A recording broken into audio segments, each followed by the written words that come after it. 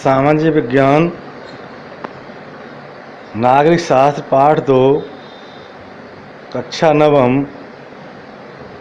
पिछली वीडियो में आपने चिली के राष्ट्रपति आयंदे के बारे में कुछ सुना था। अब उसी क्रम में आगे बता रहे हैं आपको। पिनोशे का सैनिक शासन 1988 में तब समाप्त हुआ जब उन्होंने जनमत संग्रह कराने का फैसला लिया। जनमत संग्रह का मतलब है लोगों का मत जानना, उनकी राय को जानना। उन्हें भरोसा था कि लोग उनके शासन को जारी रखने के पक्ष में मतदान करेंगे, लेकिन चिली के लोगों ने अपनी लोकतांत्रिक परंपरा को भुलाया नहीं। उन्होंने भारी बहुमत से पिनोशे की सत्ता को ठुकरा दिया।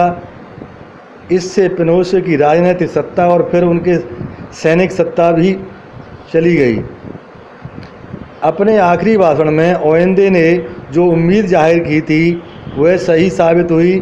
चिली की जनता ने कायरता और देशद्रोह करने वाले अपराधियों को उनके किए की सज़ा दे दी। इसके बाद से अभी तक चिली में 4 चुनाव हो चुके हैं और विभिन्न दल एक दूसरे से मुकाबला करते हुए जीत हार कर रहे हैं। धीरे धीरे शासन में सेना की भूमिका खत्म होती गई है। बाद में आई सरकारों ने पिनोशे के राज में हुई गड़बड़ियों की जांच के आदेश दिए हैं। इन जांचों से पता चलता है कि पिनोशे सरकार सिर्फ क्रूर ही नहीं थी, उसने भारी भ्रष्टाचार भी किया था। ऊपर हमने जिक्र किया था कि पिनोशे सरकार ने जनरल बेसेले की पत्नी के साथ उनकी बेटी को भी जेल में डाला और काफ़ी परेशान किया। वही लड़की मिशेल बेसेले आज चिली की राष्ट्रपति हैं और जनवरी 2006 से सत्ता संभाल रही हैं। समाजवादी रुझान वाली मिशेल पेशे से डॉक्टर हैं और लातिनी अमेरिका में रक्षा मंत्री के पद पर आने वाली पहली महिला हैं। राष्ट्रपति के चुनाव में उन्होंने जिस व्यक्ति को हराया वह चिली के सर्वाधिक धनी व्यक्तियों में गिना जाता है। चिली में लोकतंत्र के पतन और उत्थान की इस कथा को हम उसके ही भाषण के एक अंश से समाप्त करते हैं। चूँकि मैं नफ़रत का शिकार बनी थी, इसलिए मैंने अपना यह जीवन नफ़रत को ख़त्म करने, सहनशीलता और समझदारी के साथ साथ प्रेम को बढ़ाने के प्रति समर्पित किया है। अब पोलैंड में लोकतंत्र, इसी तरह की एक घटना पोलैंड में हुई, तो इस घटना के बारे में देखें जो 1980 में पोलैंड में घटी थी। उस समय पोलैंड पर जारुजेल्स्की के नेतृत्व में पोलिश यूनाइटेड वर्कर्स पार्टी का शासन था। यह उन साम्यवादी दलों में से एक था जो तब पूर्वी यूरोप के अनेक देशों पर शासन करते थे। इन देशों में किसी अन्य राजनीतिक दल को राजनीति में भाग लेने की अनुमति नहीं थी। लोग साम्यवादी शासन या दल के पदाधिकारियों का चुनाव अपनी इच्छा से नहीं करते थे। नेताओं या पार्टी या सरकार के खिलाफ आवाज़ उठाने वालों को जेल में डाल दिया जाता था।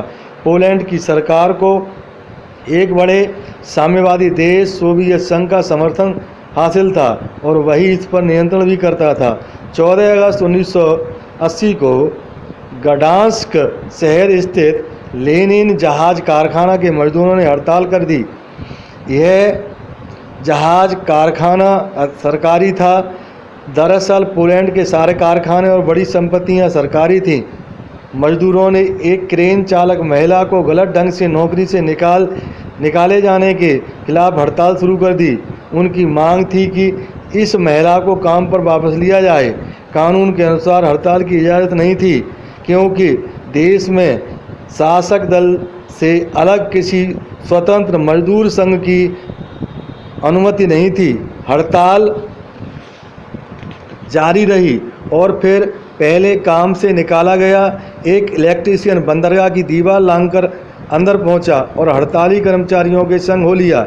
इस आदमी का नाम था लेक वालेसा। और बहुत जल्दी ही ये हड़ताली कर्मचारियों का नेता बन गया।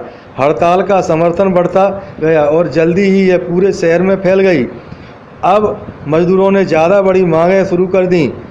उन्होंने स्वतंत्र मजदूर संघ बनाने की मांग की। उन्होंने यह भी मांग की कि राजनीतिक बंदियों को रिहा किया जाए और उस प्रेस पर लगी सेंसरशिप हटाई जाए। यह आंदोलन इतना लोकप्रिय हो गया कि सरकार को हार माननी पड़ी। लेक वालेसा के नेतृत्व में मजदूरों ने सरकार के साथ 21 सूत्री करार किया और हड़ताल खत्म हुई।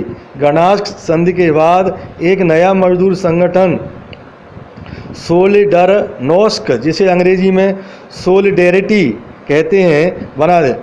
किसी भी साम्यवादी देश में पहली बार एक स्वतंत्र मजदूर संघ का गठन हुआ। 1 वर्ष के अंदर ही सॉलिडेरिटी का विस्तार पूरे देश में हो गया और इसकी सदस्य संख्या 1 करोड़ के करीब पहुंच गई। सरकार के कुप्रबंधन और भ्रष्टाचार की व्यापकता के किस्से सामने आने से सत्ता में बैठे लोगों की परेशानियां बढ़ती गईं। जनरल जारुजेल्स्की के नेतृत्व वाली सरकार एकदम बौखला गई और उसने दिसंबर 1981 में मार्शल लॉ घोषित कर दिया। सॉलिडेरिटी के हजारों सदस्यों को जेल में डाल दिया गया और संगठन बनाने, विरोध करने, अभिव्यक्ति की आज़ादी फिर से छीन ली गई। 1988 में सॉलिडेरिटी ने फिर से हड़तालें करवाईं और लेक वालेसा ने इसकी अगुवाई की। इस समय पोलैंड की सरकार पहले से कमज़ोर थी। सोवियत संघ से मदद का भी पहले जैसा भरोसा न था और अर्थव्यवस्था में तेज़ी से गिरावट आ रही थी। लेक वालेसा के साथ समझौता वार्ता का एक और दौर चला और अप्रैल 1989 में समझौता हुआ। उसमें स्वतंत्र चुनाव कराने की मांग मान ली गई। सॉलिडेरिटी ने सीनेट के सभी 100 सीटों के लिए चुनाव लड़ा और उसे 99 सीटों पर सफलता मिली।